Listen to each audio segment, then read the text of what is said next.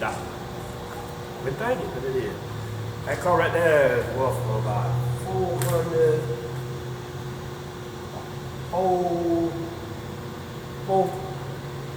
around 4 to 5 million.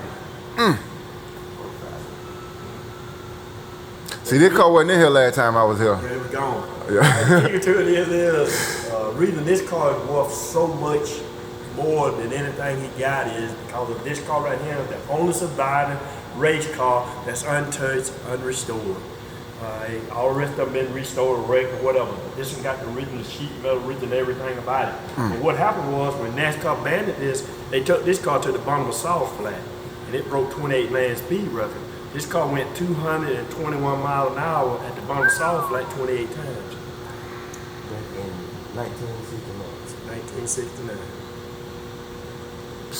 221. You know, 3 years ago we took it back. You know, we were gonna go, we took it back. We got up to 185, to show you how dumb and stupid. We just anxious because they invited us to do it to try to break that record. When we left him, we were gonna try to go 222. That was it. But we got 222, you know, we break the record. We got up to 185 and realized something, how stupid we really was. We went out there with the tire, the original tire, they went out there with back in 1970. They right up there. We got out of that piece of shit, loaded it in the transport and brought it back. And we finna fuck it up. Yeah. That's what finna happen. We just anxious. Didn't think about tires, man. Oh, yeah. Yep. We named that car right there, look at that plaque right there, we named it the Ghost. Cause we was all fit to be ghosts. But the other thing with this car is worth so much too. You remember when you came in, you see that box truck up under that shed? That's the box truck they used in 69 and 70 to pull this car to the track. Huh. Show you something else even better than that. Come on, bring it. Count it. See that wagon right there? Mm-hmm. That wagon is the wagon they used in 1969 and 70 to pull the tires and the fuel around. Huh. So he got the car, The trailer. he got the trailer at the house, the truck, and the wagon.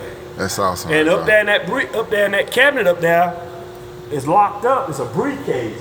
That briefcase got all of the notes that every track that they went to, that sit up from under that briefcase up there. I'm just going to show you that. The other thing too, the reason they banned the car right here, in 2019, we celebrated the 5th anniversary of the Superbirds and the Daytonas. They also did something else in 2019 that people don't realize. They celebrated the 5th anniversary of the spaceship.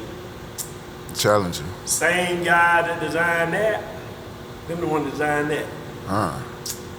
Yeah. I'm gonna share something with you. I want you to always pay attention to something. Okay. I got invited to Huntsville in 2019, man. This job, I tell you about this job here, you get to do things that you never dreamed that you would get to do in life. I got invited to Huntsville in 2019. I was in Huntsville for 4 whole days. I rode every space ride that they got in Huntsville. Yeah. One guy took me down and told me all about this car right here, how this car dominated. Nobody never was gonna beat this car on NASCAR circuit because they cheated so bad on this car. Man, this thing they done that you wouldn't even realize that they done. I always wondered until I went up there, I always thought the wind come off the top of here, went on the top of here, they pushed it down. It don't. It come through there, and it comes up under here. This is an airplane wing turned upside down. It's got grooves in it. I want y'all to feel up under here.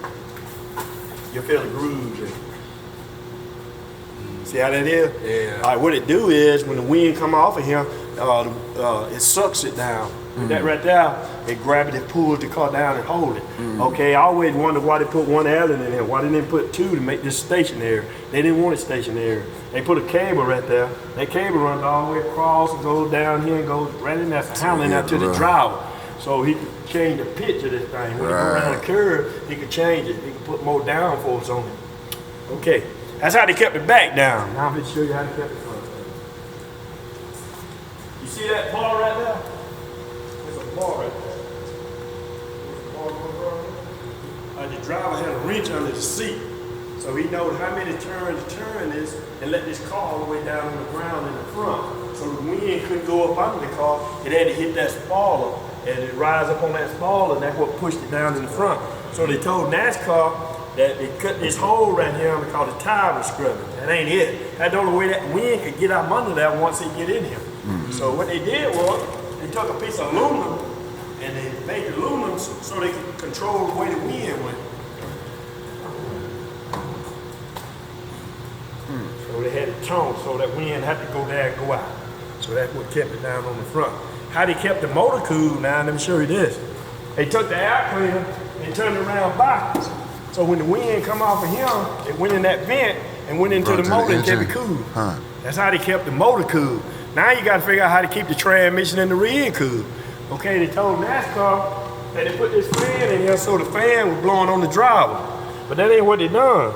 They took a line and hooked one to the transmission, one to the rear end, and they turned that fan on and kept it cool. Kept cold air going in there. So you never was gonna beat it. I'm gonna beat that one. So they did a whole lot of trickery on that one, huh? Yeah, let me show you another part with you. This thing got 50 foot of gas line. The gas line runs from right there, goes all the way to the back, and they looped it. They looped it like this right here, up under there in the back there. So when everybody else come into the pit, he can stay out there 2 more laps.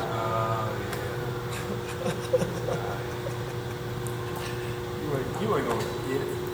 And right here, they made this spoiler. They put tones in that spoiler right there so that they could make sure the wind went in the right way, in the right spot. They had it controlled. They were controlling it. You ain't gonna get that. I rigged this car in Bowling Green, Kentucky last year. I took the small off. I put the small off. Yeah, I got invited to Huntsville to go around the track. Huntsville. Tim said, we always do some stupid shit. Tim said, well, I'm gonna make the first lap. Yeah, you know what, make me a few. You know what, I'm gonna make them. So our pit was like right here. Our pit was like right here where we had to come in and, you know, they check us out, or he's a chain driver or whatever. So he come into the pit. But it was our pit, but hell, he stopped way down yonder somewhere. So I had to run down there, and it's a straight shift, so you gotta jump into one and jump out. So he was coming out of the one, the car rolling, keep rolling. So once he come out, I had to jump in there, and I hit first gear to go try to catch the pack, and it was a big dip. I hit that damn dip, it just roll that fall all the way up to the front. I just slow down, I got me another gear. Got a new spoiler put on. He just looked like this right here. What the hell are you doing? It wasn't my fault.